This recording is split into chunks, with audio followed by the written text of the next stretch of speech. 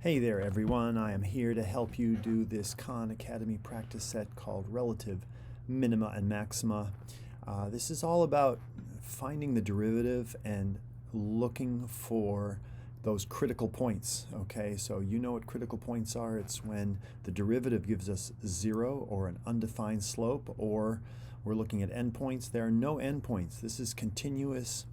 The domain is all real numbers, so we know that the end behavior of a cubic is in opposite directions.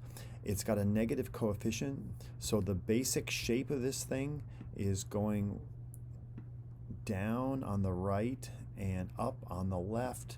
There are potentially 3 zeros if this could cross a horizontal line in 3 places. It is likely that we've got a minimum and a maximum, but we don't know until we take the derivative and set it equal to 0. So here is that derivative.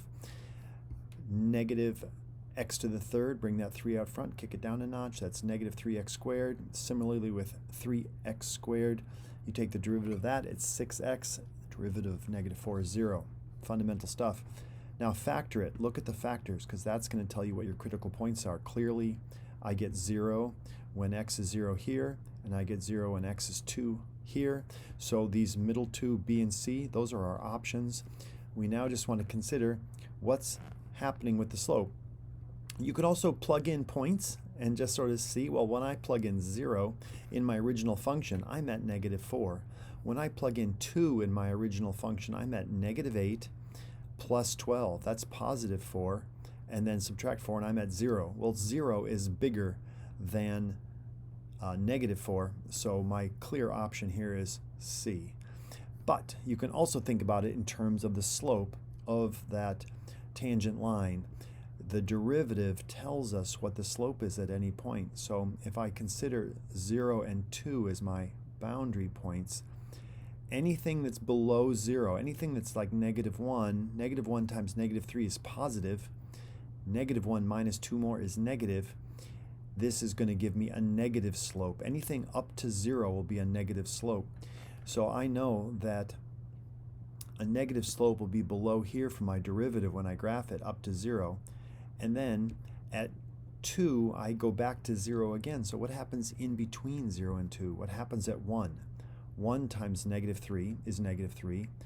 1 in here is negative 1. A negative times a negative is a positive. So clearly it's going above the horizon line. It's in positive territory, and then it's dipping back down to 0 and going to negative as well.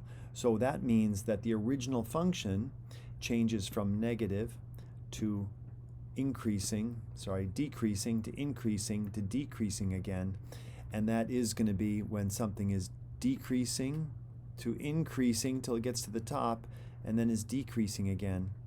So the clear maximum point is number 2. If I take a look at the next one, this one is already factored, and it's telling us that the derivative, so we know that it has zeros for our derivative at 0, at positive, and negative 2. At how many points does the graph of f have a relative maximum? So it's all about the sign change. A maximum, this is the original function. If a function has a relative maximum like this, you can imagine that the slope of the tangent line is positive, and then it goes to 0, and then it goes to negative again. So it's a sign change from negative to positive. Okay, so we're looking for a sign change. When is this positive and when is it negative? You make a little chart like this. Oop, that's supposed to be a horizontal line. You put in your boundary points. We put in 0. We plug in negative 2, and we plug in positive 2, and then we're looking for the sign change of the derivative. So what's a test point down here? Try negative 3. If I plug in negative 3, that is negative 3, mean that's a positive. If I plug in negative 3 there, that will be a negative. If I plug in negative 3 and take away 2 more, that's negative. So a negative times a positive, in this range, the slope is positive. Okay, so it's increasing. And did I say from negative to positive? Wow, it's easy to reverse this. If it's a local maximum and it's curved like this is of course a positive slope. and this is a negative slope. I don't want to redo the whole video because I misspoke, but just remember, if it's a concave down, if we have a local, that's a maximum point there. I've drawn over it a couple of times, but that's a maximum. The slope going up to that maximum will be positive, then it will be negative. So if this changes to negative, that'll be a local maxima. Let's try it. In between -2 and 0 is a very convenient -1. -1 is plus. -1 plus 2 is positive. -1 take away 2 more is negative. These all will give us a negative. So yes, -2 is a relative maximum. Then after 0 comes 1. Let me try 1. -1 is negative. Positive 1 in here plus 2 is positive. Positive 1 in here is negative. So a negative times this negative is going to be positive times that positive gives me positive. So this is going to be a local minimum because it's going from a negative slope downwards to a positive slope upwards.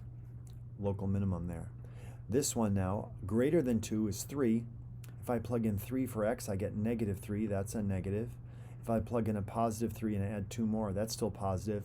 But if I plug in a +3, that outweighs the -2, so that switches to positive, and I got a negative and 2 positives, so it goes back to being negative again. So that sign change from a positive slope to a negative slope tells me that also is a relative maximum. How many points? At how many points? 2. Okay, this will give me confetti, and it'll end the video. Thank you very much, everybody.